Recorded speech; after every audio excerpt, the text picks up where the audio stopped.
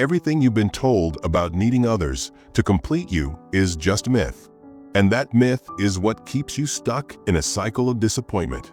You know that eerie stillness at 2 a.m. when the world is quiet, but your mind is anything but.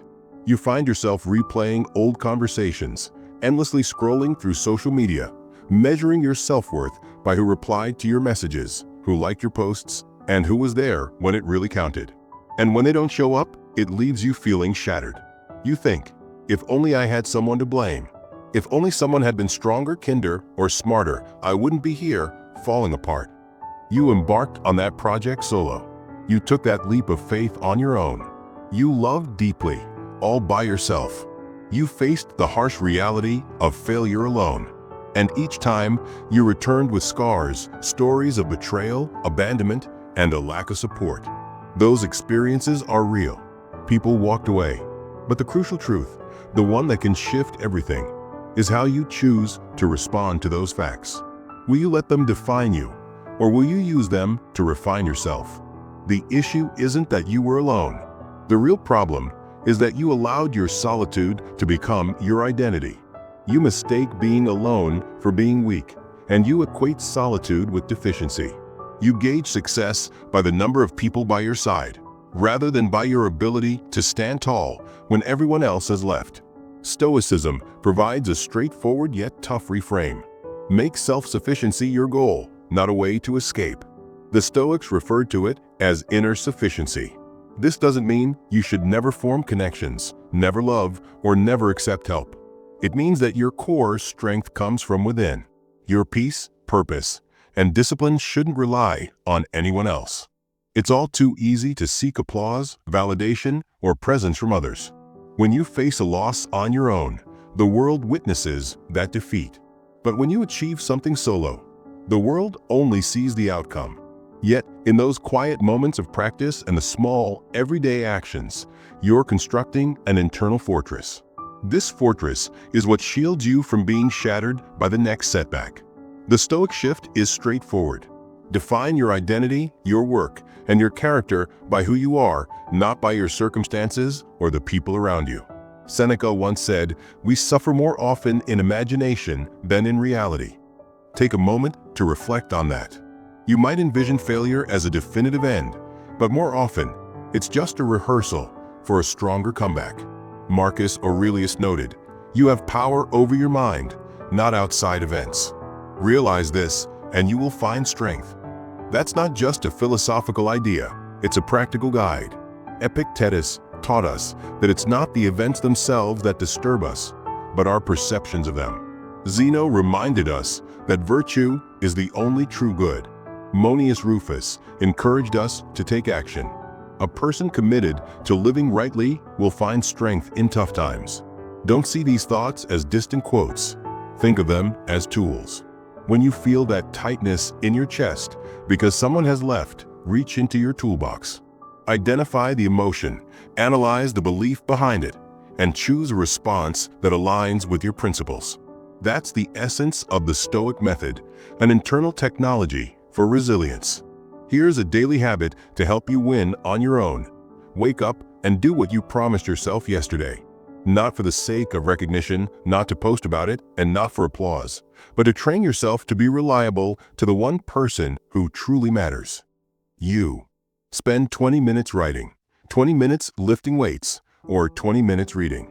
And then, the next day, do it all over again. Take a moment to reflect on this. The next day might bring some discomfort. Think about a cold shower, a tough conversation, or a small refusal that helps you maintain your boundaries. The victories that truly count are often the quiet, personal ones. They're those little promises you keep when no one is watching. Over time, these small commitments build a kind of evidence that shows you're the kind of person who follows through on what you start. This evidence is what people notice in the end. It's not about them owing you anything. It's about how a consistent character naturally draws the right opportunities your way. Yes, you may have faced loss alone, but remember, loss isn't a moral judgment. It's simply information, data about what worked, what didn't, and what you can actually influence. The Stoics emphasize this point. Learn to differentiate between what you can control and what you can't. The only things you have complete control over are your judgments and your actions. So, when you assess the damage, do it with the precision of a surgeon, clear-headed, without drama, and with a plan in mind. Ask yourself, what part of this loss was my doing? What was beyond my control? And what small change can I make? The answer is usually something within your reach. Maybe it's altering a routine, changing the way you communicate, setting a boundary, or simply stopping to wait for someone else to take action. Rescue your momentum. Start taking charge of it yourself. Winning on your own isn't about ego or proving others wrong. That's just empty. It's about staying true to a standard you've set for yourself, one that goes beyond mere convenience. It's about holding on to your dignity and not handing it over to someone else. When you ground your discipline in something meaningful rather than in the need for recognition, your victories become lasting. They become part of who you are. Picture a young man who set up a small workshop in the corner of his apartment. He taught himself the craft by watching old videos. For years, his friends teased him, saying he was just wasting his time. He faced failure with a dozen orders, cried alone in the dark, but he kept that light on. A year later, no one remembered those long nights. They only saw the beautiful furniture he created. They asked, "How did you do it?" He could have shared 100 reasons why he almost gave up. Instead, he simply said, "I showed up." Or think of a woman who loved with a kind of wild optimism. She poured her whole heart into a relationship and ended up with nothing but broken pieces. She could have let bitterness define her. Instead, she learned to sit with her pain, set boundaries, and cultivate an inner life that didn't rely on constant validation to feel whole. When someone deserving came into her life later, she wasn't searching to be completed. She was looking to share her life with someone. These aren't tales of being antisocial. These are tales of individuals who refuse to let others dictate their destiny. So, how do you embrace the Stoic switch when you're feeling left out? First, identify the raw emotion. Is it grief, anger, or loneliness? Don't make it a drama, just label it. Naming it helps calm the storm inside. Next, challenge the story you're telling yourself.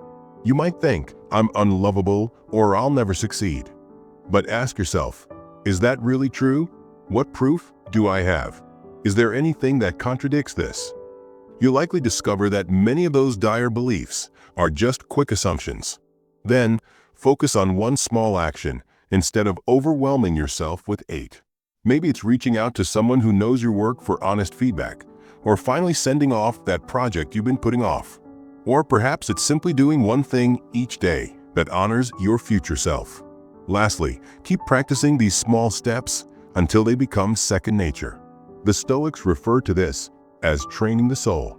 You might wonder, what's wrong with needing others? Absolutely nothing, until your peace hinges on them. The moment you rely on someone else to fix your feelings, you've handed them the reins to your emotions. They don't even need to hurt you to cause pain. They just have to walk away. That's why Stoicism emphasizes self-reliance first. When you choose to love or trust someone, it should be a decision made from strength, not from a fear of being alone. Stoicism isn't about cutting ties. It's about recognizing when you're building on shaky ground. It encourages you to lay down solid roots and share what you have, rather than trying to mold others into what you want them to be. Here's the twist. The more you can stand on your own, the deeper your connections can grow. When you stop seeking validation from others, your relationships can blossom into something genuine. Whole people radiate magnetism, not desperation. They give love freely, not because they're trying to fill a void. Monius Rufus once said something along the lines of, "A good man is social in purpose, solitary in his self-sufficiency." Kant emphasized that true discipline of the soul is all about devotion. There's a certain dignity in walking alone when necessary, and even greater joy in choosing to walk alongside someone without needing them to prop you up. You might find yourself tempted by easy paths, by sympathy that replaces hard work, or by quick fixes that only cover up deeper issues. Resist that urge. The Stoics had little patience for showy virtue. Real virtue is often quiet and unremarkable. It's about getting up on a dreary Tuesday and doing what truly matters. That long, unexciting grind is how you achieve success on your own. Think in terms of seasons. Some times are meant for rebuilding, others for love and celebration, and some for quiet reflection and repair. If you gauge your life by the high points, you'll find yourself chasing applause. But if you measure it by the standards you uphold when no one's looking, you'll create something lasting. Resentment is like a slow poison that seeps into your life. It tricks you into believing that your loneliness is someone else's fault, tying you to their past actions. The cure? Gratitude and focus. Appreciate the lessons you've learned and concentrate on your work. The Stoics had it right. Forgiveness isn't just for the other person. It's a gift to yourself, a way to reclaim your freedom. Before you hit the hay, jot down 3 things you did today that lived up to your standards. It's not about the big victories. It's the little things that count. Did you keep a promise to yourself? Did you sidestep a distraction? Did you speak your truth? These notes become your proof. Over time, they'll show undeniable growth. If you miss a day, don't make a big deal out of it. Just acknowledge it, learn from it, and come back stronger tomorrow. Stoicism is all about giving second chances to those who keep trying. Here's a little exercise for you. Picture who you'll be in 5 years if you keep letting others dictate your life. Now, envision who you could become if you stick to your daily disciplines, if you honor yourself quietly, and if you learn to see solitude as a training ground instead of a punishment. Which version of you stands taller? Choose the path that you owe to yourself. You began this journey alone, and you faced your losses alone. That's a hard truth, but it teaches you lessons that no one else can. Remember, losing alone has shown you how to stand strong without needing applause. And standing strong without applause prepares you to celebrate your victories without relying on anyone else to validate them. So, strive to be someone who can be trusted in the dark, and eventually, the light will follow. Because the only victories that truly matter are the ones that depend on you. Control your mind, or it will control you. Before you go, like, comment, subscribe, and share with your friends.